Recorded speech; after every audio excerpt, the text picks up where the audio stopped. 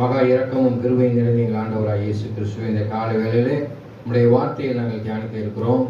இந்த நாளிலே அடியான் மூலமாக பிரசங்கம் பண்ண இருக்க தேவ வார்த்தை பரிசுத்தாவினால் ஏவப்பட்டு ஆண்டவரே பிள்ளைகளுக்கு அது மிகுந்த ஆசீர்வாதமாய் மாற்றி தர வேண்டும் என்று நசனாக இயேசு கிறிஸ்து நாம் கணிகிறாவே.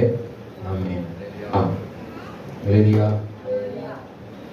கர்த்தர் நல்லவர் என்பதை ருசித்து பாருங்கள். அடிக்கடி வசனத்தை என்னுடைய வாழ்க்கையில் செய்வார். அதே போல நீங்களும் இயேசுவை ருசித்து பார்க்க வேண்டும். இயேசு இப்படிப்பட்டவர், இயேசு உங்கள் வாழ்க்கையில் அநேக நன்மைகளை செய்திருக்கிறார் என்பதை ஒரு நாள் நம்ம உணர வேண்டும். ஒரு மனுஷனாய் நாம் இந்த உலகத்தில் பிறக்கிறோம். மனுஷனாய் பிறந்திருக்கிற நாம் இயேசு கிறிஸ்துவை சொந்த இரட்சகராக ஏற்றுக்கொண்டிருக்கிறோம். அது மாத்திரமல்ல, இந்த உலகத்திலே மனிதனாய் பிறந்தது மாத்திரமல்ல, ஒரு புதிய வாழ்வை நாம் பெற்றுக்கொள்ளும்படியாக நாம் என்ன செய்யணுமா? மறுபடியும் பிறக்க வேண்டும் என்று சொல்லப்பட்டிருக்கிறது.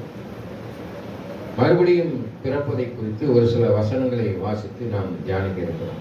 மறுபடியும் பிறப்பதனுடைய நன்மைகள். ஒருவன் ஜலத்தினாலும் ஆவியினாலும் பிறவாவிட்டால் தேவனுடைய ராஜ்யத்திலே பிரவேசிக்க முடியாது. அதாவது முழு ஞானஸ்நானம் எடுக்கல, நீ எங்க போக முடியாதான்? பரலோகத்துக்கு போக முடியாது. ஒருவன் ஜலத்தினாலும் ஆவியினாலும் பிறவாவிட்டால் தேவனுடைய ராஜ்யத்திலே பிரவேசிக்க முடியாது. நம்ம முழுக்க ஞானஸ்நானம் எடுத்துடுறோம், ஆனால் தேவராஜ்யத்திற்கு போய்விடுவோம் என்ற நம்பிக்கை இருக்கு. ஆனால் ஆவியினாலே எப்படி நீங்கள் பிறக்க வேண்டும்? ஆவியிலே எளிமை உள்ளவன் பாக்கியவான். எதுல எளிமை உள்ளவன்? ஆவியில எளிமையா இருக்கிறவன் பாக்கியவான். அப்படின்னா என்ன அர்த்தம்? அவனுக்கு உள்ளான இருக்கிற மனுஷன் அங்கே இயேசுவை போல எளிமை உள்ளவனாக, தாழ்மை உள்ளவனாக காணப்பட வேண்டும் என்று சொல்லப்பட்டிருக்கிறது. புஸ்தகம் 30:6 வாசி பார்த்தீங்கன்னா அதில் தெளிவாக சொல்லியிருக்கிறோம். பிதாவின் தேவனின் செயல்களை குறித்து அங்கே பிதாவின நம்மளை எப்படி நடத்துகிறார் அதை குறித்து அங்கே வேதவசனம் சொல்லி எப்படி ஆண்டவர் நம்மளை நடத்தணும், எப்படி நடத்துவார் என்பதை குறித்து அங்கே சொல்லப்பட்டிருக்கிறது. அல்லேலூயா. 30:6 உன் தேவனாகிய கர்த்தரில் நீ உன் முழு இருதயத்தோடும், பாத்தீங்களா? உன் தேவனாகிய கர்த்தர் இடத்துல நீ முழு இருதயத்தோடும், உன் முழு ஆத்மாவோடும் அன்பு கூர்ந்து பிழைக்கும்படி உன் தேவனாகிய கர்த்தர் உன் இருதயத்தையும், பாத்தீங்களா? உன் தேவனாகிய கர்த்தர் உன் இருதயத்தையும், உன் சந்ததியாரின் இருதயத்தையும், உன் இருதயத்தை மாத்திரமல்ல உன் சந்ததியினுடைய இருதயத்தையும் விருத்த சேதனம் பண்ணி, பாத்தீங்களா? விருத்த சேதனம் பண்ணணும்னு சொல்லியிருக்கு. அல்லேலூயா. யார் செய்வா இதுன்னு பாத்தீங்கன்னா பிதாவானவர் செய்கிறார். விருத்த சேதனம் இல்லாமல் ஒருவனும் தேவனை தரிசிக்க முடியாது. பரிசுத்தம் இல்லாமல் தரிசிக்க முடியாது.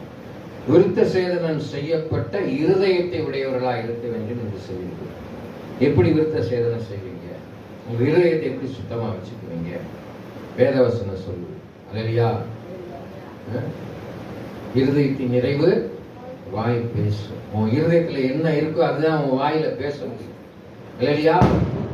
அப்ப வேதவசனத்துல ஒரு ஸ்திரீயை இச்சையோடு பார்த்தாற்றாலே அந்த ஸ்திரீயோடு விபச்சாரம் செய்தாயிற்று. Not only physical.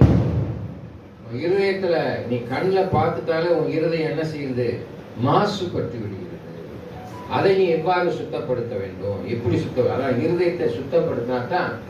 உங்க வேதவசனத்துல அந்த வசனத்துல கடைசியில என்ன சொல்லிட்டு பாருங்க, விருத்த சேதனம் செய்யப்பட்ட விருத்த சேதனம் பண்ணு.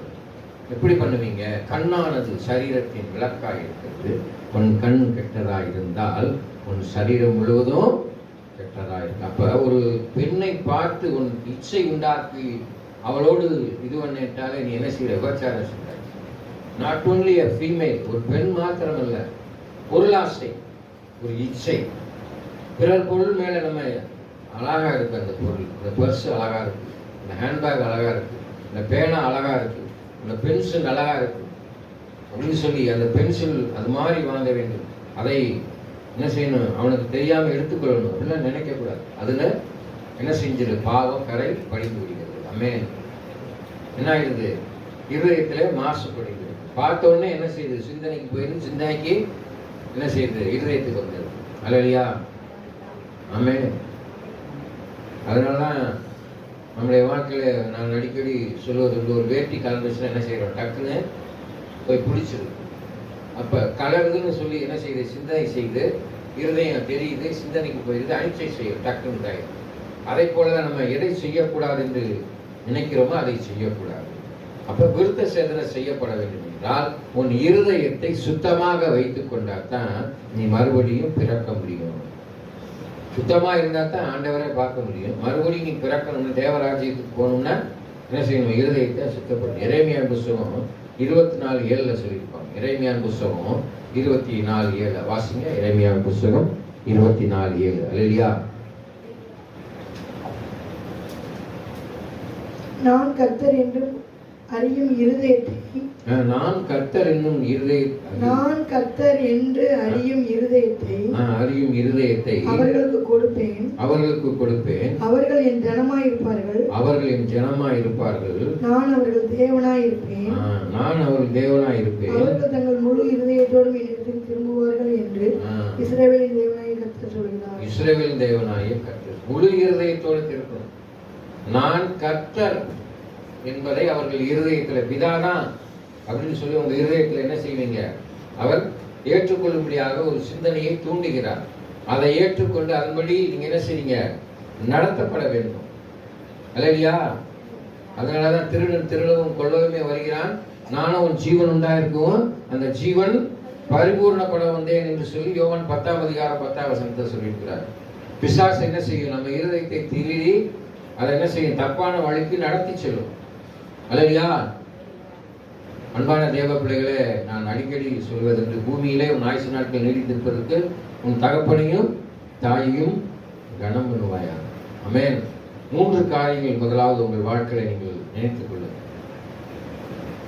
முதல் இடம் உன் ஆண்டவராய் இயேசு கிறிஸ்துவுக்கு என்ன செய்யணும், கொடுக்க வேண்டும். இந்த உலகத்திலே நீ நீடித்த நாட்களாக வாழ வேண்டும் என்றால், சந்தோஷமாக இருக்க வேண்டும் என்றால், மகிழ்ச்சியாக சமாதானத்தோடு இருக்க வேண்டும் என்றால், உன் வாழ்வை முழுமையாக உன் ஆண்டவருக்கு ஒப்புக் கொடுக்க வேண்டும். அவர் வார்த்தைக்கு நீ கீழ்ப்படிய வேண்டும்.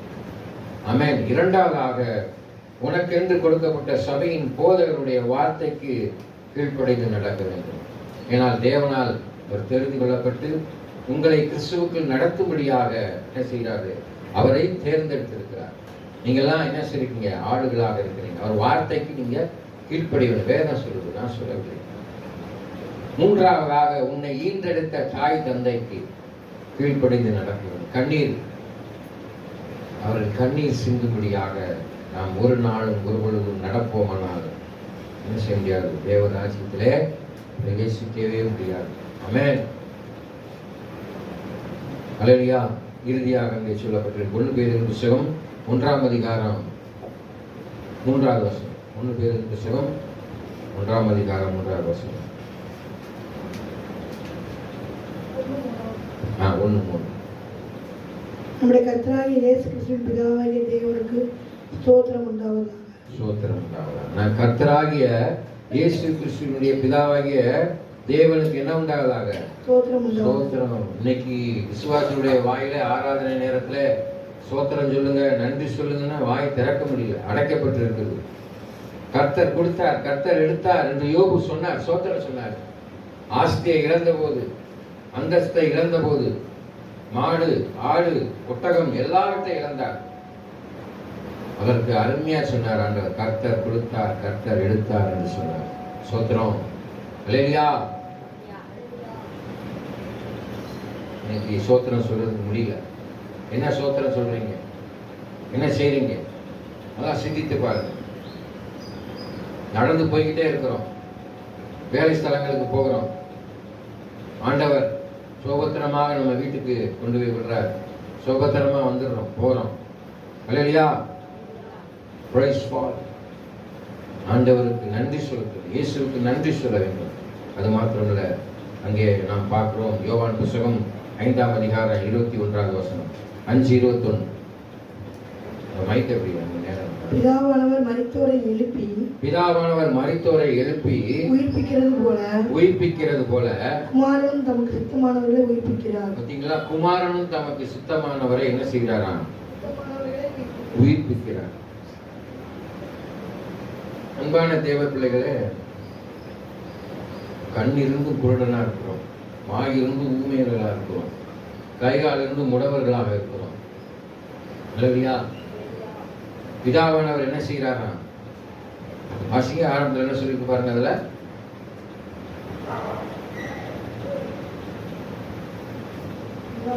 5:21 பிதாவானவர் மரித்தோரை எழுப்பி உயிர்ப்பிக்கிறது போல, பிதாவானவர் மரித்தோரை எழுப்பி உயிர்ப்பிக்கிறதை போல குமாரனும் தமக்கு சித்தமானவர்களை உயிர்ப்பிக்கிறார். குமாரனும் தமக்கு சித்தமானவர்களை உயிர்ப்பிக்கிறார். எப்படி உயிர்ப்பிக்கிறார்? இயேசு கிறிஸ்து இந்த உலகத்தில் இப்ப இல்லை. ஆனால் இயேசு கிறிஸ்துவை நீங்க விசுவாசிக்கிறீங்க. இயேசு என் வாழ்க்கையில் இருக்கிறார். அல்லேலூயா. கண்டு விசுவாசத்தை காட்டிலும் காணாமல் விசுவாசிப்பதே மேல். எப்படி உயிர்ப்பிக்கிறார் உங்களை? உங்களுடைய உள்ளான மனுஷன் செத்து போயிருக்கிறான். உள்ளான மனுஷன் சொல்லியிருக்கேன். 1 பேர் புத்தகத்தில் வாசிருக்கும்ல, 3ஆம் அதிகாரத்தில், உள்ளான மனுஷன் பிளப்பெற்று வேறு ஒன்றி நிலை பெற்றவர்களாய் அறிவு கெட்டாத அந்த அன்பை அறிந்து கொள்ள. எபேசியரின் புத்தகம் 3ஆம் அதிகாரம் 15 வாசிங்க. அதில் சொல்லியிருப்பார், அந்த உள்ளான மனுஷனை உயிர்ப்பிக்கிறார். அழகா உயிர்ப்பிக்கிறார். எப்படி உயிர்ப்பிக்கிறார் பாருங்க. நம்முடைய கர்த்தராய் இருக்கிற இயேசு கிறிஸ்துவின் பிதாவை நோக்கி முழங்கால், பாத்தீங்களா? இயேசு கிறிஸ்துவின் பிதாவை நோக்கி முழங்கால் படியிட்டு நீங்களுடைய ஆவியினாலே உள்ளான, பாத்தீங்களா? உங்களுடைய ஆவியினாலே உள்ளான மனுஷன்ல வல்லமையாய் பலப்படணும். இயேசு கிறிஸ்துவில நீங்க இருந்தீங்கன்னா அந்த வல்லமையாய் பயப்பட்டு உயிர் பெறுவீங்க. உயிர் பெற்று என்ன செய்ய வேண்டுமா? விசுவாசத்தினாலே கிறிஸ்து உங்கள் இருதயத்திலே வாசமா இருக்கிறார் என்று நீங்கள் அன்பிலே வேரூன்றி நிலை பெற்றவர்களாய் சகல பரிசுத்தவான்களோடு கூட. யாரோட? இங்க உங்க சேர்க்கை எப்படி இருக்கணும்? பரிசுத்தவான்களா இருக்கணும். புறம் பிராடு பித்தலாட்டம் பாவம் செய்யறவனோட இருந்தீங்கன்னா ஒண்ணுமே நடக்காது. எப்படி வருவாரு? ஆவியானவர் வருவாரா உள்ள? உங்க வீடு ஒரு அறைக்கு ஒருத்தரை இன்வைட் பண்றீங்க. உங்க வீட்டுக்கு ஒரு விருந்தாளி வந்த வீட்டை எப்படி வச்சிருப்பீங்க? குப்பையும் குளமா வச்சிருப்பீங்களா? சுத்தமா வச்சிருப்பீங்க. ஒரு சாதாரண மனுஷன் உங்க வீட்டுக்கு வரது சுத்தமா வச்சிருக்கீங்க. உங்களுக்குள்ள இருக்கிற ஆவியானவரை வரவழைக்க வேண்டும் என்றால் அவரை மறுபடியும் பிறப்பிக்கிறது அவருக்குள்ள இருந்தால் தான் பிறப்பிக்க முடியும். இல்லையா? ஆவியில் எப்படி பிறக்கிறது? சுத்தமா இருந்தாதான் ஆவியானவர் உனக்குள்ள பிரவேசிப்பார். அசுத்தமா வச்சிருந்தேன்னா உன் இருதயத்தை எப்படி பிரவேசிப்பாரு? சிந்தனையில், பேச்சிலே, செயலிலே, பார்வையிலே, நடத்தையிலே அசுத்தமா இருந்தா நல்லா தெரிஞ்சுக்கோங்க, ரொம்ப கஷ்டம். சீக்கிரமா ஆண்டவர் வந்துருவாரு. திடீர்னு மரணம் நம்மளுக்கு அழுவி கொள்ளும். இன்னைக்கு பாசு இருப்பேன், செத்து போனா ஒன்றும் சொல்லவே முடியாது. ஆயத்தமாயிக்கோங்க. இன்னும் நாள் இருக்குல்ல, நம்மளுக்கு வயசு இருக்குல்ல, பலத்தின் மிகுதியா ஆண்டவர் 80 வயசுக்கு தரைவாரு. நினைக்காதீங்க. அல்லேலூயா. பிசாசு உங்களை வஞ்சிக்க நினைக்கும், உங்கள் ஆன்மாவை வஞ்சிக்க நினைக்கும். எப்பவுமே ரெடியா இருங்க. எவரடி பேக்டர் உங்களை பரிசுத்தப்படுத்திக் கொள்ளே இருங்க. நீதிமான் இன்னும் நீதிமான் என்று சொல்லிக் கொள்ளட்டும், பரிசுத்தவான் இன்னும் தன்னை பரிசுத்தப்படுத்திக் கொள்ளட்டும் என்று வேதம் சொல்லிட்டு. ஆமென். யோவான் புத்தகம் 3ஆம் அதிகாரம் 5-7 வாசிங்க. யோவான் 3ஆம் அதிகாரம் 5-7. ஆமென். இயேசு பிரதியுத்தரமாக, ராஜ்யத்திலே பிரவேசிக்க முடியாது. மெய்யாகவே உங்களுக்கு சொல்கிறேன், மெய்யாகவே உங்களுக்கு சொல்கிறேன், மாமிசத்தினால் பிறப்பது மாமிசமாயிருக்கும். பாத்தீங்களா? மாமிசத்தினால் பிறப்பது மாமிசமாயிருக்கும், ஆவியினால் பிறப்பது ஆவியாயிருக்கும். ஆவியினால் பிறப்பது ஆவியாயிருக்கும். நீங்கள் மறுபடியும் பிறக்க வேண்டும் என்று நான் உங்களுக்கு சொன்னதை குறித்து அதிசயப்பட வேண்டாம். காற்றானது தனக்கு இஷ்டமான இடத்திலே வீசுகிறது, காற்றானது தனக்கு இஷ்டமான சத்தத்தை கேட்கிறாய், ஆயினும் அது இன்னிடத்துக்கு வருகிறது. அது எங்க இருந்து உனக்கு பார்க்க முடியல, இன்னிடத்துக்கு போகிறது என்று உனக்கு தெரியும். எங்க போகுதுன்னு உனக்கு தெரியவில்லை. ஆவியினால் பிறந்தவனோ அவனும் அப்படியே இருக்கிறான். அப்ப ஆவியினால பிறக்கிறவன் எப்படி இருக்கான்? காத்து எங்க இருந்து வருது, எங்க போகுதுன்னு தெரியாது, பார்க்கவும் முடியாது. அப்ப உன் உள்ள இருக்கிற அந்த ஆவியை நீ பார்க்கறியா? பார்க்க முடியாது. மாமிசத்துல பிறந்தேன்னா மாமிசத்துல தான் பிறப்பா. ஆனா உள்ளான ஆவியில நீ பிறக்க வேண்டும் என்றால் அதை பார்க்க முடியாது, கண்களால் பார்க்க முடியாது. ஆனால் உன் நடத்தையிலே பார்க்கலாம், உன் பேச்சிலே செயல்களை பார்க்கலாம், எப்படிப்பட்டவராக இருக்கு. அதான் உள்ளான மனுஷனை பெறப்பட்டு வேறொன்றி எதை பெறணும்? அறிவு கெட்டாத அந்த அன்பை, அதனுடைய நீளம் அகலம் ஆழம் என்ன என்பதை உணர்ந்து கொள்ள அனுகிரகம் செய்ய வேண்டும் என்று சொல்லி என்ன செய்யணுமா? வேண்டிக் கொள்ளணும். அப்பதான் பிறக்க முடியும். நல்லா தெரிஞ்சுக்கோங்க. இன்னைக்கு நம்முடைய வாழ்க்கையில அதிகமாக இன்னைக்கு எல்லாரும் வயசுலையும் இருக்கிறவங்க, எல்லாரையும் இன்னைக்கு பாவத்துக்குள்ளாக தள்ளுவது என்னது? ஃபோன், டிவி இல்லையா? அன்பான தேவ பிள்ளைகளே, உலகம் கையில் வந்து விட்டது. உலகம் கையில வச்சிருக்கிறான். உலகத்துல நடக்கிற எல்லாத்தையும் நீ உன் கை உள்ளங்கையில பாத்துற முடியும். ஆமென். அதை நீங்க என்ன செய்யணும்? நல்லதுக்கு பயன்படுத்த வேண்டும். அறிவு விஞ்ஞானம் வளருது, நல்லதுதான், இல்லை என்று சொல்லவில்லை. ஆனால் இந்த காரியத்தை ஆண்டவருக்கு நீங்க செலவழிக்கணும். அல்லையா? எத்தனை பேர் செலவழிக்கிறீங்க? ஆண்டவருக்கு நேரத்தை நம்ம ஒதுக்குவதில்லை. ஆமென். இன்னைக்கு எல்லாரும் செல்போன்ல இருக்க முடியல நம்மளால. ஆமென். இயேசு இல்லாம மேலோகத்துக்கு போகவே முடியாது. யார் இல்லாம? இயேசு இல்லாம போகவே முடியாது. போன் இல்லாம இருக்கிற நீ இந்த உலகத்துல உன்னை நடப்பிக்கிறது, பிராக்டிஸ் பண்றீங்களா? உலகத்துல நிகழ்வுகள் நடத்துறீங்க, இது பண்றீங்க பார்த்தீங்களா? கம்யூனிகேஷன் அது இதுன்னு சொல்லி பேசுறீங்க. ஆனால் தேவனோடு பேசி குறைஞ்சிருக்கிறது. ஆமென். உள்ளான மனுஷனை பலப்பட்டு மறுபடியும் பிறக்காவிட்டால் தேவனுடைய ராஜ்யத்திலே பிரவேசிக்கவே முடியாது. ஆமென்.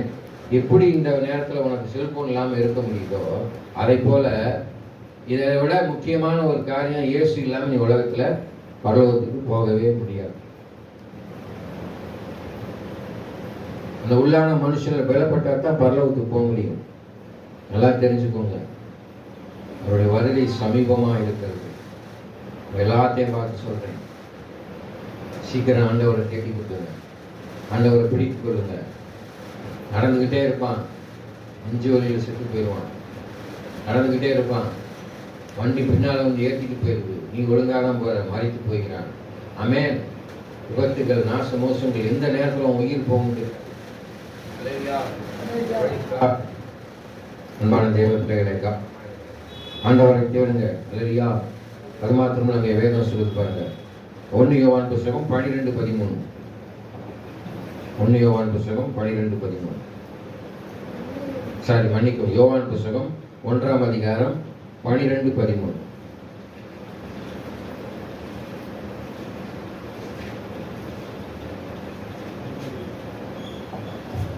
அவருடைய நாமத்தின் மேல் விசுவாசம் உள்ளவர்களாய் அவரை ஏற்றுக்கொண்டவர்கள் எத்தனை பேர்களோ அவரை ஏற்றுக்கொண்டவர்கள் எத்தனை பேர்களோ அத்தனை பேர்களும் தேவனுடைய பிள்ளைகளாகும்படி அவர்களுக்கு அதிகாரம் கொடுத்தார். பாத்தீங்களா? அதிகாரம் கொடுத்திருக்கிறார். அவர்கள் இரத்தத்தினாலாவது மாமிச சித்தத்தினாலாவது புருஷனுடைய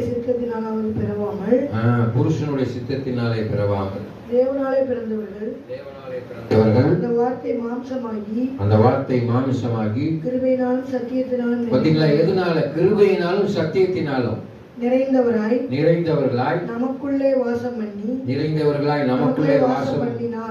பண்ணினார். அவருடைய மகிமையை கண்டோம். அது பிதாவுக்கு ஒரே பேரானவருடைய மகிமைக்கு ஏற்ற மகிமையாகவே இருந்தது. பிதாவை கண்டோம். பிதாவுக்கு ஏற்ற தேவனுடைய மகிமைக்கு நிகராக இருந்தது என்று சொல்லுவோம். தேவ மகிமையை பெற வேண்டும், தேவ கிருபையை பெற வேண்டும் அப்படின்னா நீங்க மறுபடியும் பிறக்கணும், அனுகிரகம் பண்ண வேண்டும் என்று சொல்லி வேண்டிக் கொள்ளுங்கள். எத்தனை பேர் வேண்டும்? எத்தனை பேர் காலையில் எழுந்து ஜெபம் பண்றோம்? அன்பான தேவ பிள்ளைகளே, ஜெபம் இல்லாத வீடு கூரை இல்லாத வீடு. ஜெபம் இல்லாத வாழ்க்கை ஒண்ணுமே இல்லை, ஒண்ணுமே செய்ய முடியாது. அல்லேலூயா. ஜெபம் ரொம்ப முக்கியம். நீங்க தேவனோடு பேச வேண்டும் என்றால், தானியேல் பார்த்தீங்களா, தன் அறையை கூட்டிக் கொண்டு அந்தரங்கத்தில் இருக்கிற பிதாவோடு என்ன செய்தார்? பேசினார். உன் வாழ்க்கை வெற்றிகரமாக இருக்க வேண்டும் என்றால் நீ ஜெபிக்க வேண்டும். ஜெபமே ஜெயம். ஜெபிக்க ஜெபிக்க ஜெபிக்க நீ மறுபடியும் பிறப்பதற்கான ஒரு வழியை அங்கே ஏற்படும் என்று சொல்லப்பட்டிருக்கிறது. அல்லேலூயா. 1 கொரிந்தியர் புத்தகம் 4ஆம் அதிகாரம் 15ஆம் வசனத்தை வாசிப்பாங்க. 1 கொரிந்தியர் புத்தகம் 4ஆம் அதிகாரம் 15ஆம் வசனத்தை வாசிங்க. கிறிஸ்துவுக்குள் 10,000 உபதேசகர்கள் இருந்தாலும் தகப்பன்மார் அநேகர் உங்களுக்கு இல்லையே. கிறிஸ்து இயேசுவுக்கு சுவிசேஷத்தினால் நான் உங்களை பெற்றேன். கிறிஸ்து இயேசுவின் சுவிசேஷத்தினால் நான் உங்களை பவுல் சொல்றாரு. பவுல்லாம் நல்லா தான் சொல்றாரு. நீங்க என்ன சொல்றீங்க? அல்லேலூயா. தேவ பிள்ளைகளே, கிறிஸ்து இயேசு தான் உங்களை பெற்றிருக்கிறார். தேவனால் பிறந்தவன்னா அந்த உலகத்தை ஜெயிக்க பிறந்தவன். நீங்க தேவனால் பிறந்திருக்கிறீங்க, இயேசுவை ஏற்றுக்கொண்டிருக்கிறீங்க, இயேசுவை தெரிந்து கொண்டிருக்கிறீங்க, இயேசுவை இந்த வாழ்க்கை அனுபவிச்சிருக்கிறீங்க. அல்லேலூயா. இயேசு செய்த நன்மைகளை நீங்க அனுபவிச்சிருக்கிறீங்க. இயேசு உங்களுக்கு ஜீவன் கொடுத்திருக்கிறார், அதை அனுபவிச்சுக் கொண்டிருக்கிறீர்கள். அல்லேலூயா. எதனால் நீங்கள் பிறந்திருக்கிறீர்கள்? சற்று நாம் பார்க்கிறோம். புத்தகம் 1ஆம் அதிகாரம் 28. அல்லேலூயா. 1 பேதுரு புத்தகம் 1ஆம் அதிகாரம் 28வது வசனம். 22. கர்த்தருடைய வசனமோ என்றென்றைக்கும் நிலைத்திருக்கும். பாத்தீங்களா? என்றென்றைக்கும் நிலைத்திருக்கும். உங்களுக்கு சுவிசேஷமாய் அறிவிக்கப்பட்டு வருகிற வசனம். உங்களுக்கு இந்த நேரத்தில் சுவிசேஷமாய் அறிவிக்கப்பட்டிருக்கிற வசனம் என்னவாகுது? இதுவே. சுவிசேஷமாய் கர்த்தருடைய வசனம் தான் எல்லாத்தையும் மாற்றும். சத்தியத்தை அறிவீர்கள், சத்தியம் உங்களை விடுதலையாக்கும். அன்பான தேவ பிள்ளைகளே, நல்லா தெரிஞ்சுக்கோங்க. ஆண்டவருக்கு முதலிடம் கொடுக்கும். கடந்த வாரத்தில் நான் சொன்னேன், ஞாயிற்றுக்கிழமை முக்கியமான நாள். மற்ற நாள் நீ பிஸியாக இருக்கிற, சரியான நேரத்தில் பள்ளிக்கூடத்துக்கு போகிறோம், வாரோம், வேலை பார்க்குறோம், சமைக்கிறோம், வேலை ஸ்தலங்களுக்கு போகிறோம், எல்லாம் சரி. ஆனால் ஆண்டவருடைய நாளை ஆண்டவருக்குன்னு நாம் கொடுக்க வேண்டும். ஆமென். இங்கேருந்து நீங்கள் கடந்து செல்ல பிறகு உங்கள் வீட்டுக்கு போங்க, சமைச்சு சாப்பிடுங்க, ரெஸ்ட் எடுங்க. ஆனால் இந்த மாலை நேரம் கிடைக்கிற நேரத்தில் ஆண்டவரை யோசிச்சு பாருங்க. அருமையான இந்த உலகம் பாருங்க. மரத்தை உன்னால உருவாக்க முடியுமா? உருவாக்க முடியாது. ஒரு செடியை கூட உன்னால உருவாக்க முடியாது. ஆனால் ஆண்டவர் இந்த உலகத்தை அருமையாக இருக்கிறார். உனக்கென்று சூரியனை படைத்திருக்கிறார், உனக்கென்று நட்சத்திரத்தை படைத்திருக்கிறார், அனைத்தையும் உனக்கென்று படைத்திருக்கிறார். ஆண்டவர் கொடுத்த எல்லா காரியத்துக்கும் நன்றி. அன்பான தேவப்பிள்ளை,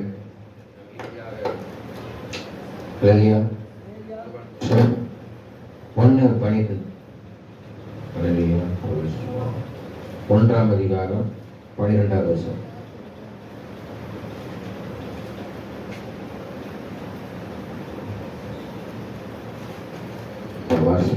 அவருடைய நாமத்தின் மேல் விசுவாசம் உள்ளவர்கள் அவரை ஏற்றுக்கொண்டவர்கள் எத்தனை பேர்களும் அத்தனை பேரும் தேவனுடைய பிள்ளைகளாகும்படி அவருக்கு அதிகாரம்.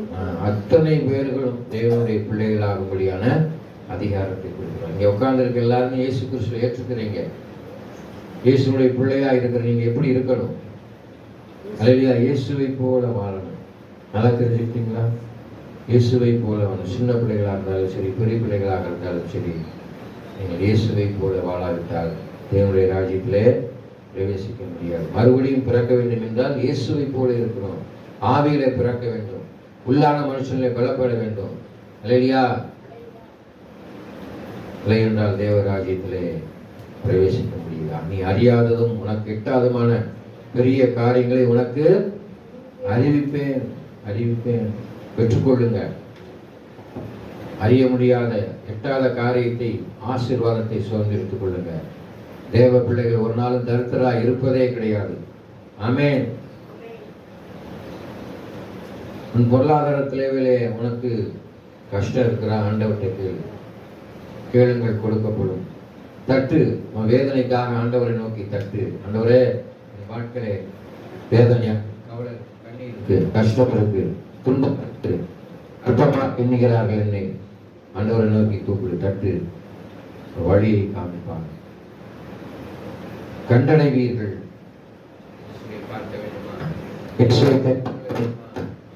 அவரை நோக்கி ஜெபம் செய்வோம். மகா இரக்கமும் கிருபையும் நிறைந்த ஆண்டவராகிய இயேசு கிறிஸ்துவே, இந்த கால வேளையிலே மறுபடியும் பிறப்பதை குறித்து ஒரு சில வசனங்களை குறித்து நாங்கள் தியானித்து வந்தோம். ஒருவன் ஜலத்தினாலும் ஆவியினாலும் பிறவாவிட்டால் தேவனுடைய ராஜ்யத்திலே பிரவேசிக்க முடியாது என்று சொல்லியிருக்கிறீங்கப்பா. எங்க சபை மக்கள் ஜலத்தினால் பிறப்பது மாத்திரமல்ல, உள்ளான மனுஷனிலே அவர்கள் பலப்பட்டு ஆவியிலே புதிய சிருஷ்டிகளாக பிறந்து அனைவரை மறுபடியும் பிறக்கக்கூடிய காரியத்தில் அவர்கள் சுதந்திரித்துக் கொள்ள, தேவ ராஜ்யத்தை சுதந்திரித்துக் கொள்ள நீங்கள் அனுகிரகம் செய்ய தகப்பனே. அடியானையும் வந்திருக்கிற தேவ பிள்ளைகளையும் உடைய கரத்தை தாழ்த்தி ஒப்புக் கொடுக்கிறேன். இயேசு கிறிஸ்துவின் இன்ப நாமத்தில் வேண்டிக் கொள்கிறேன் சில தகப்பனே. ஆமென் ஆமென். என் ஆத்துமாவே கர்த்தரை ஸ்தோத்திரி, என் முழுமையர் பரிசு நாமத்தை ஸ்தோத்திரி. என் ஆத்துமாவே கர்த்தரை ஸ்தோத்திரி. கர்த்தர் செய்த சகல உபகாரங்களை மறவாதே. ஆமென். நம் ஆண்டவராகிய இயேசு கிறிஸ்துவின் கிருபையும் பிதாவாகிய என்னுடைய அன்பும் பரிசுத்த ஆவியான அன்பும் இப்பொழுதும் எப்பொழுதும் சதா காலம் இருப்பதாக. ஆமென். கர்த்தர் தாமே உங்களை ஆசீர்வதிப்பாராக.